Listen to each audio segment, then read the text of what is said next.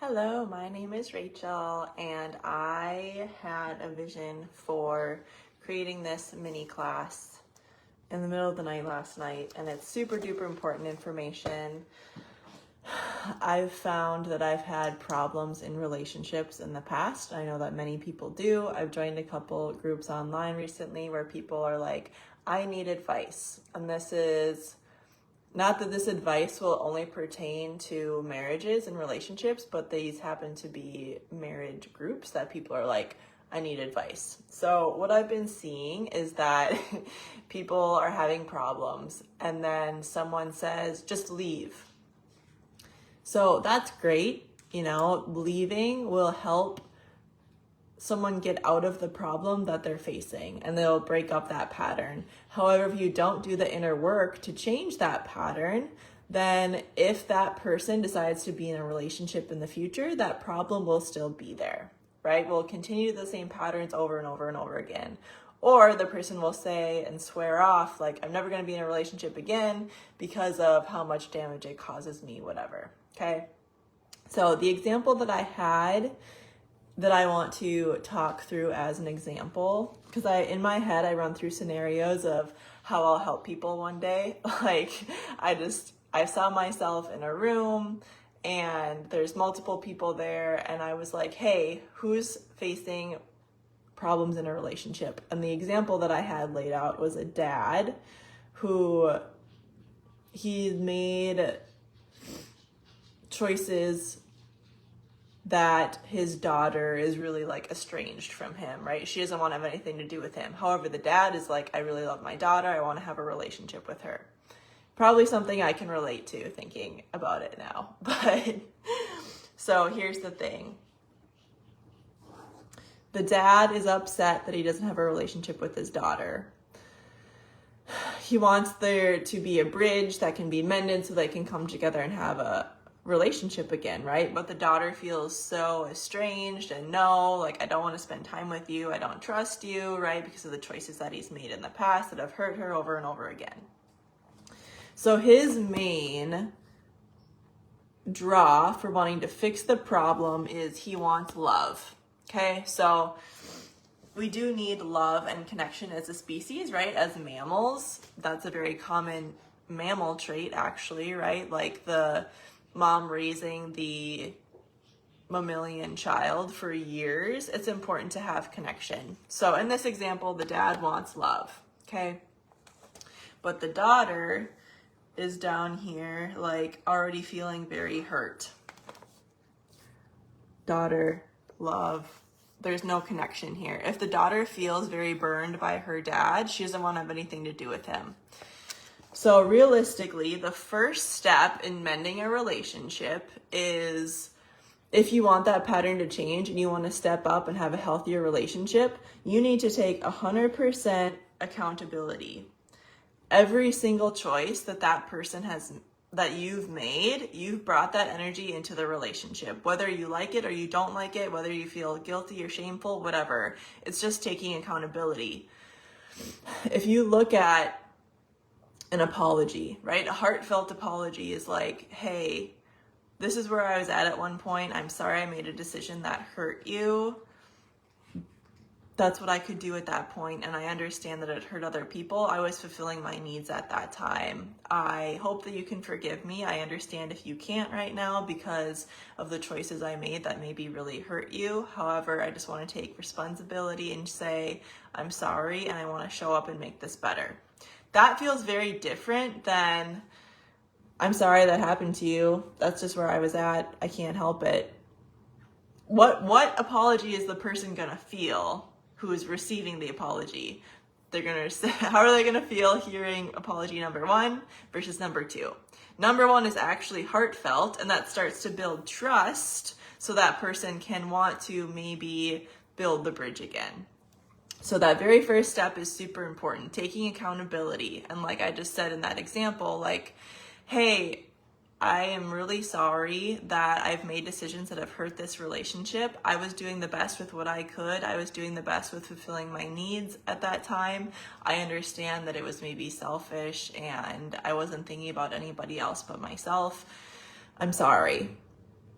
That's the first step in building a bridge, is accountability, okay? 2 is then, well, not quite step number 2. The reason why this is so important is because in this example that I'm using, a dad wanting to mend a relationship with the daughter, if the dad has made certain choices that led this daughter's reality to be, I can't trust my dad, I don't love my dad, I don't want to be around him, she has evidence for how he decides to treat people and the choices that he makes. This is why beliefs and all of this is really important to understand, because there's a bird outside. Because people make decisions and then our brain has evidence. So it's like, oh, okay, when the going gets tough, if this person decides to not get close to me and just leaves me, then I have information that I'm not lovable, or they don't love me, or I'm not worthy, you know, like whatever, unfortunately, the disempowering belief is. That's why it's so important. That's why it's so important to understand that these beliefs are real. Well, they feel real in our heads. They might not be real, but we've gathered evidence to say, this is why I believe this is real. Okay? So the second step in this, if we have accountability first, then it's here's where it's difficult, because people always say like, oh baby, I'm gonna change, right? Or in this example, the dad's like, I'm gonna change. So there's the heartfelt apology to start to build the bridge, but then be realistic and say, here's second step 2 is like the action piece. I understand that in the past, I have made decisions and actions that formed, you know, not closeness between us, that filled a space and a void between us. Here are the action steps I'm going to take in the future, and you need to keep me accountable to them. And if I don't take these action steps, then I get consequences for that, right? Because this is what I was saying before. People say a lot of stuff and they say, oh, I'm going to change, okay? But change is hard. Our brains are wired and formed to kind of be on autopilot. So changing is about being aware and then taking new steps to change that when that pattern comes up, but it takes time. So realistically, we might slip back a little bit, or we might choose our old decision that we're comfortable with before making new changes. So like I said, step number 2 is what did I write down? Action. So here are the action steps I'm going to take. You need to hold me accountable and call me out if I don't take those action steps. And 2, if I don't take those action steps, here are my consequences, right? This is about boundaries and setting boundaries, because realistically what's happened in this scenario is, let's say a daughter is wanting to rely on her dad. Her dad's like, hey, I'll pick you up at this time, or we'll spend this day together, whatever. And then he goes off and does something else. She doesn't have trust. So there were action steps that could have built trust, but he decided to do something else. So building that trust is the apology. And now it's like, okay, well, what are you going to do to make up for those actions? Okay, well, pick me up, or I'll pick you up on Sunday at 3:00, and you need to hold me accountable. So maybe text me at 2 beforehand. Right? And if I don't do that, here's the consequence. Then I can't talk to you for a month. For example, right? I'm not saying these are set in stone, but this is why we need to have boundaries and consequences in relationships, because otherwise people will just treat each other how they want to. And then that's how we build resentment and have problems and challenges and issues that arise. Now, I want to say the challenges and problems and issues that arise, these are all ways for us to become more empowered and overcome those so we can have more of the life we want. It is kind of the way to get there, but these are actual tools to make it go smoother, rather than just say, oh, I'm done, I'm never going to talk to you again. Not super realistic. Sometimes that is going to be the case, but a lot of relationships, it's not going to be the case. Okay. Accountability, action, and then I would also say if in a relationship you're the one that's like, hey, we need to talk about this and have like a sit down conversation, you know, like make it a little more formal than just hey, let's chat, you know, kind of spur of the moment. This is also where beforehand you ask that person like, hey, I want you to bring a couple points and a couple problems or things you've experienced in this relationship. So step 3 would be, what do you want to see and hear, right? Like really validate and see and hear that person. Because again, this is going to start to build more and more trust.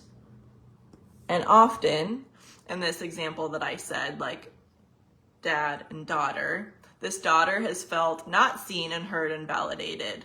So to create space where you can create like, oh my gosh, like you're actually seeing and hearing me and validating me right now. Like that feels like money. I love that. It's so important. Okay. So here's what I got.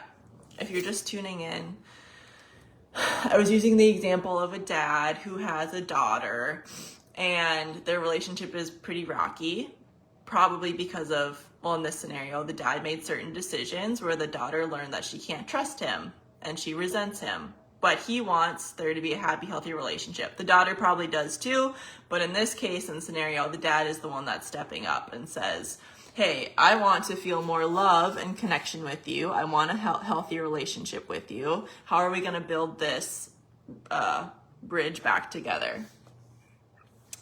So first step, accountability. Hey, daughter, I'm so sorry for the past. I know that I've created beliefs for you that say I'm someone that can't be trusted. I really want to have a happy and healthy relationship so we can see each other and hear each other and have those laughing moments that we used to have and build trust so you can go out into the world and trust that the world will treat you well. 1, accountability. 2, action. So what are you going to do to create more of those positive interactions? Okay, so here's what I'm going to do. I'm going to text you every Monday like, hey, I hope you have a great week. Okay?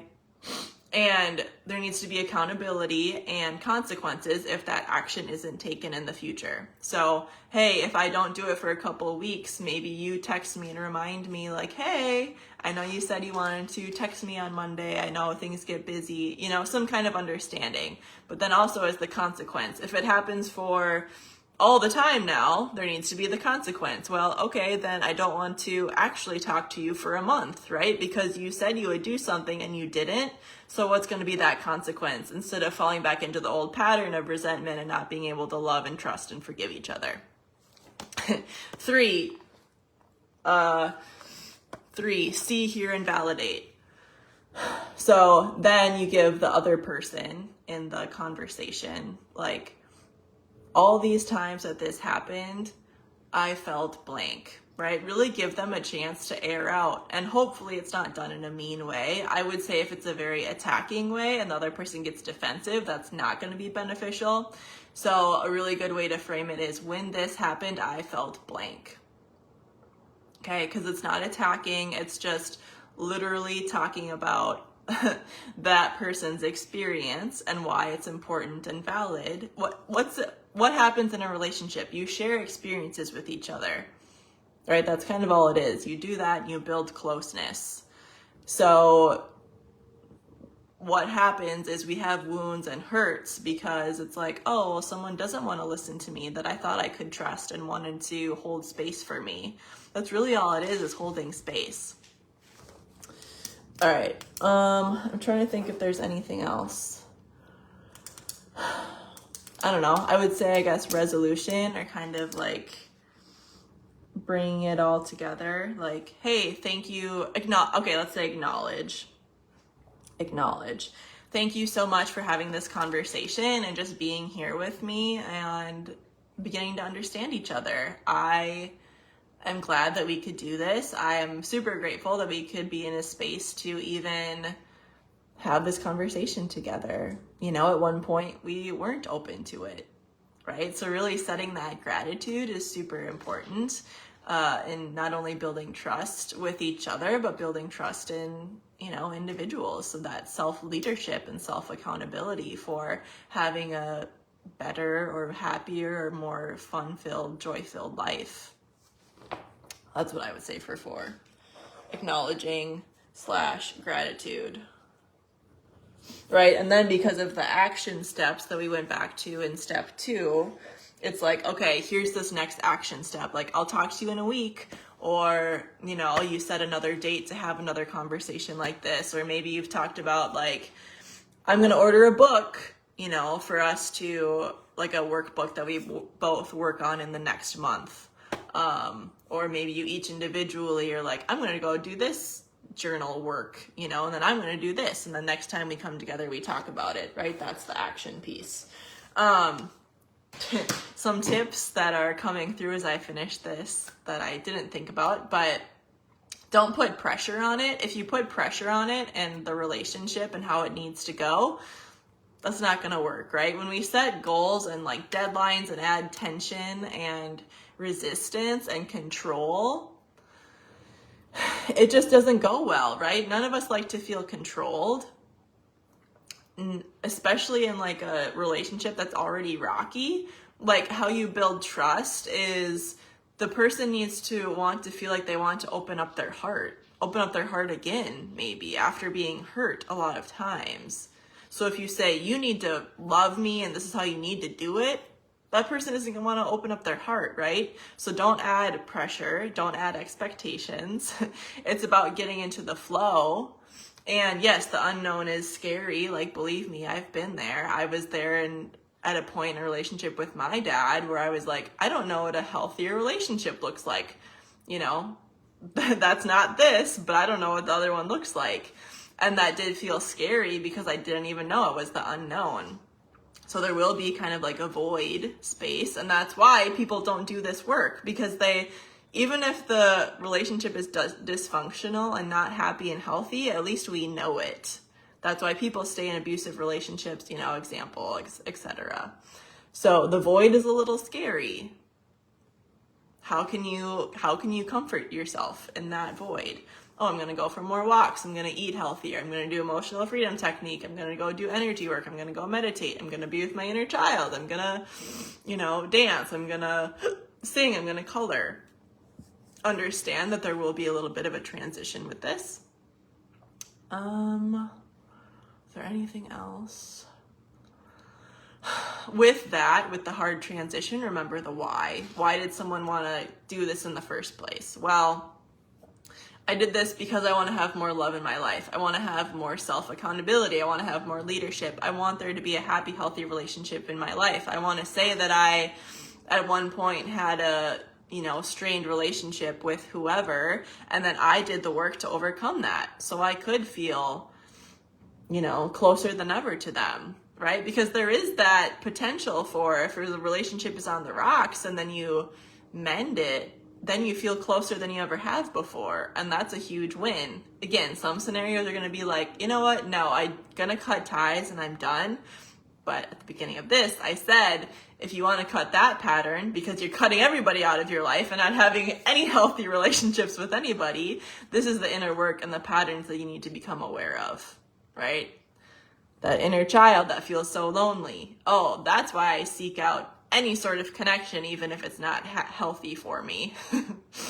Again, I totally get that. And this is the work that you can really do to overcome those challenges and just how you've been wired and the conditions that you've been given. And as a soul, what you signed up to learn for is the bigger spiritual soul aspect part of it. So yeah, thank you so much for listening. I really wanted to share this. I want to do longer form videos like this. I tried to get a different camera and it's not going to work with my laptop situation because I want to go on YouTube. I have a couple of videos like, if your relationship lacks intimacy, watch this. And a couple other bigger, I think, teachings and lessons that are going to come through. So stay tuned for those. But if you got any value from this, let me know in the messages. Share this with someone who needs to hear it. Reach out if you'd like more support. Thank you so much for being here. Thank you for being you. Thank you for allowing me to share what's on my heart and teachings, because I feel really blessed and grateful and super empowered to do this work now after a whole big, long, entire crazy journey. Thank you so much. Have a great rest of your day. I'll see you soon.